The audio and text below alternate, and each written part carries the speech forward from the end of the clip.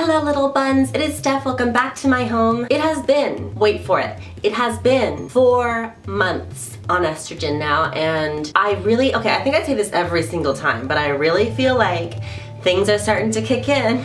But I've got good reasons this time. I've got a lot of things that I've noticed that are drastically different from 4 months ago that I really want to highlight. But again, before I get into the nitty-gritty and the guts of, what I've noticed, I want to give a few disclaimers. Number one being everybody's going to experience HRT differently. So if you are also 4 months on estrogen and you're not noticing the same changes, it's not because either one of us is doing it wrong. It's because our bodies are different and that's just how it works. The next disclaimer is, please, if you're a trans person looking for advice and learning about experiences, I'm glad you're here. Just make sure you're not using my videos as a guide for self-medicating because I am not a doctor and I'm not here to tell you about how to self-medicate. I'm just here to share my experiences, okay? So number one most important thing that you need to know is what I am actually taking. So I am taking once a day 100 milligrams of spironolactone, which is my testosterone blocker. It's got a lot of applications, but that's what it's used for in regards to hormone replacement therapy. I'm also taking 2 milligrams a day of estrace, which is my estrogen. It's the actual hormone that's causing the changes.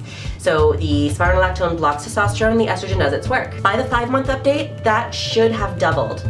Both of those pills should have doubled, but I don't know, that's up to my doctor who I'm seeing in a few days. We'll find out what happens. But hopefully those will be going up very soon. So as usual, I kind of want to start with physical changes, and this is where I've started to notice a lot has changed. My skin is not even comparable to what it was before. It's not only been softer, now it's actually lighter in color, as if it's like refreshing itself more often. It's more radiant, it's brighter. It's very strange. My face, I've always taken good care of, so I haven't noticed a huge change in my face in terms of the skin, but the skin on my body has changed completely, and it's a very different. It's like a different person. It's awesome and it's bewildering and it's bizarre. But at the 4-month mark, my skin is definitely nothing like it used to be, which is great. I love that. I'm also starting to notice structural differences. And I probably shouldn't say structural because that implies bone structure. I'm actually talking about fat redistribution. I'm starting to notice changes in the fat distribution in my body and my face. So with my face, there is one particular thing that's very different to me, and that is before I started hormone therapy. Let me just get my hair out of my face here. Before I started, I had a very clear, square here, right here. Not even the whole jaw. My whole jaw is kind of square, but right here I had a very clear square. When I talked, it almost it was like a puppet mouth. A little bit like a puppet mouth. And I feel like it's still like it's a mouth, it's whatever, but it's completely different in the way that the fat sits in this front of my face. I've also noticed my cheeks have a lot more fat in them. They used to be just kind of like gaunt and I wouldn't have any weight in my face, but now the weight is sitting in my face and it's rounded out a little bit. From the side you can kind of see cheeks now. Whereas before it was kind of like the cheekbone and then it was like concave. And now it's kind of rounding out, and that is something I'm definitely seeing is a recurring theme for my body. So in terms of body shape, not a big difference, but I'm noticing that the weight is starting to shift down. Again, not a huge difference, but you can see that I do have a little bit more of a narrower, different kind of figure. In regards to body changes, I have also finally ordered my first steel-boned corset for waist training. There is a lot of controversy surrounding waist training, but the bottom line is, as long as you're safe about it and you take it very slow, you're gonna be fine. Of course, there are different individual reasons based on yourself, your own body, that might make it not good for you. But I know, based on my own body and my own autonomy, that if I take it slowly, it will be fine. I'm not gonna hurt myself. I would say if you're interested in trying waist training, just do some research, talk to people that have done it, just make sure you have a lot of perspective and a lot of information, because if you do something wrong, it can hurt you pretty seriously. So the waist trainer I ordered, I'm not going to promote the brand because I don't know if I like it yet. I haven't received it yet. So my waist right now is 32 inches. Around the smallest part of my waist, right here, is 32 inches. And the person I ordered it from recommended you go 6 inches down from your waist if you're trying to waist train. And you don't go all the way, you don't lace all the way to the 6-inch difference right away because that would crush your organs. What you usually do is you start at the 1 or 2 inches, you pull it in a little bit, and over time you get tighter and tighter and tighter until your body just naturally kind of adjust to it. You know what I mean? So I'm going to go ideally from 32 to 26 inches over the period, like a very long time. It's not going to be in a month. I'm not going to have a 26-inch waist. That's not how this works. But we'll see what happens when I get there. We'll see how the rest of my body changes, and then I'll go from there. And I will keep you updated on the waist training adventure as well in these videos. So another physical thing I've noticed that really impressed me is my neck, to me, appears thinner. It appears more delicate. My shoulders appear smaller, like lower. Not necessarily thinner, not narrower, but shorter.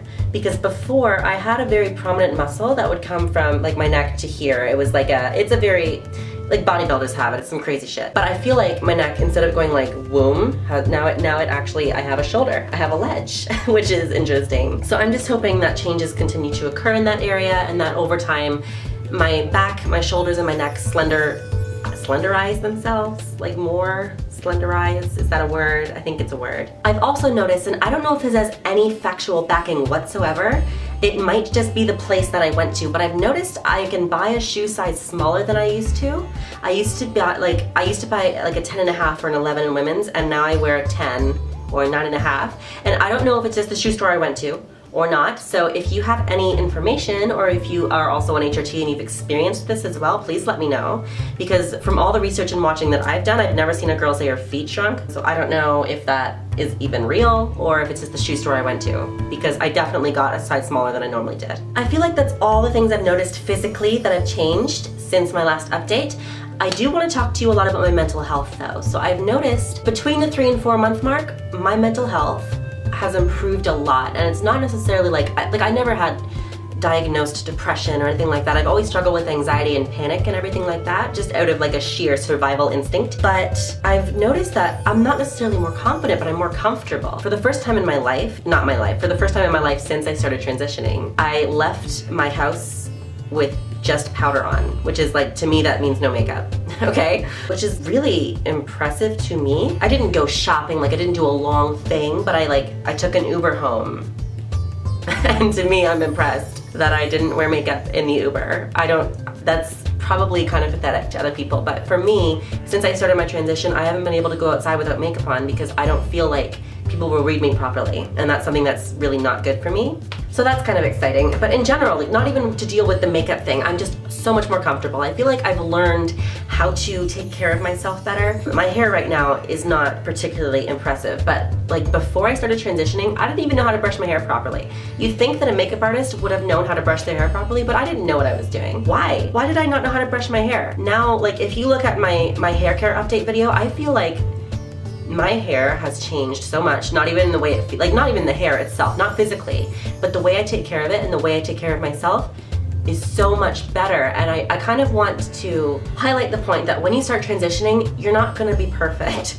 You're not gonna know how to do everything. And trying to tackle everything at once, trying to tackle your dysphoria in every region is going to be very, very overwhelming. So I feel like what will be better, and what I feel like I did do in hindsight, is focusing on one thing at a time, okay? Because it's never gonna all happen at once for you unless you are Caitlyn Jenner and you have a team of like 30 people there to help you transition extremely smoothly. It's not gonna happen that way. So I would say just focus on one thing at a time, and what I have focused on in the past couple of months has been my hair, how I do my hair, managing facial hair.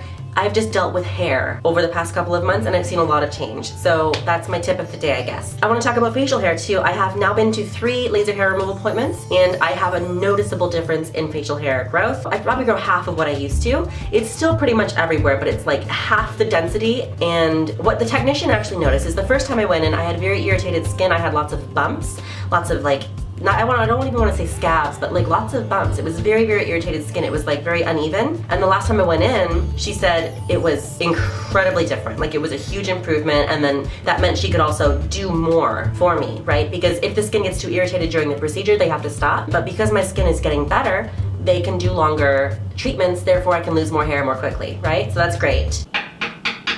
One moment. Where's my bag? Hi, I'm so sorry. How are you today? You are my first customer. Oh, good. My first day. Your first day? Well, I'm sorry I'm late to the door.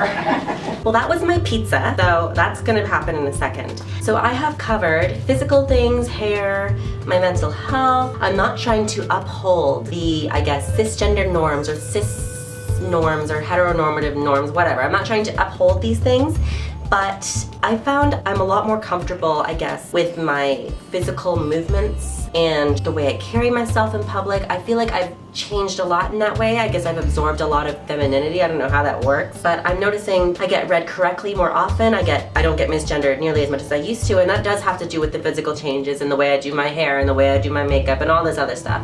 But I definitely feel a lot more comfortable like going in public, going on dates. I feel way better about all of that stuff than I did before. I've gotten a lot more comfortable, and I just hope that if you're also pursuing HRT, as the months go on, you will too feel a lot more comfortable than you used to. So I hope that that continues and that I continue to get more comfortable, and eventually maybe I will be able to dance in public. Like, I've never done that before in my life. For the record, I've never danced in public. I've never even been to a club. Like, maybe one day, maybe at the year mark, we'll see. That is all I wanted to update you on. I do want to talk about my GoFundMe really quickly though. It has just hit $22,000, I believe, or it's very close to 22,000 Canadian dollars. I mentioned in the 2-month update kind of the breakdown of everything, but I want to reiterate it because it's been a couple of months and I'm seeing some confusion surrounding everything, and I am also going to be changing something and I want to let you know about that. So the GoFundMe goal right now is about $82,000, which covers travel, hotel, food, like it covers everything. I don't expect to reach the full goal, and that's why I'm going to be changing it, but basically I wanted to have the potential to get everything covered, but I only really expected the actual medical procedures to be covered. What people are not understanding, I'm finding, is that it includes SRS and facial feminization surgery. It's not just my SRS that is on the GoFundMe. There's no way anywhere in the world that you're going to find an SRS surgeon that's going to charge you $82,000 Canadian just for the surgery. That's not how this is working. My SRS procedure is actually supposed to be somewhere around like $25,000 or $26,000. My FFS, my facial feminization surgery, is somewhere around $45,000. So when you combine those, that's about $70,000, and then it's 15 grand to cover flights to Asia, hotel in Asia and Boston. Boston's more expensive, honestly. But the point is, it's a number higher than I expected to reach, and even though that is the case, the vast majority of it is still the procedures.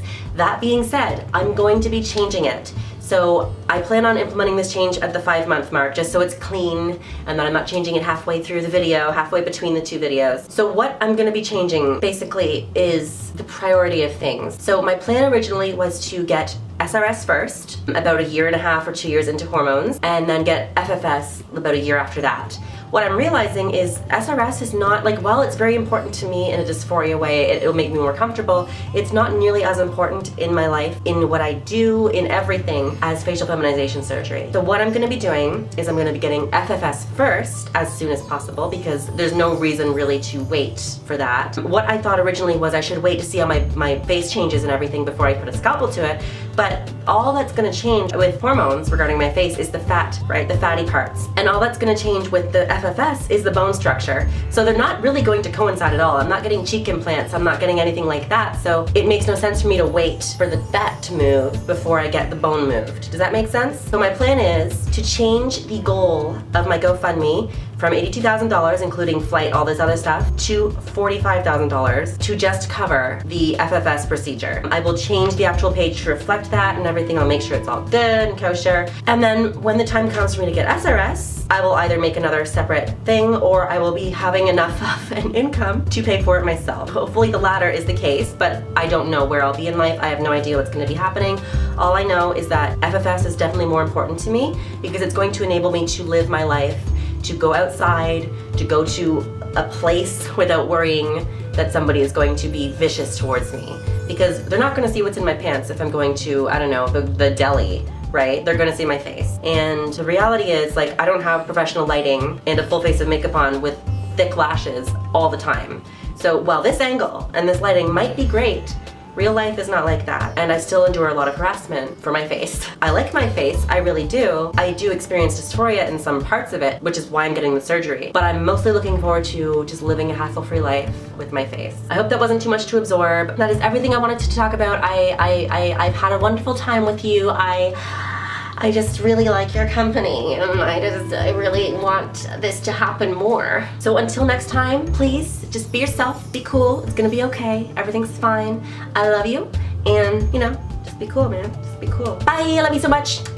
I have been on estrogen for 3 months now. It has been quite the journey, and I want to bring you some of the things I've been noticing, changes. You know, I just want to update you monthly, right? So this is the 3-month mark. We're going to talk about it. Before I get into all of the things I want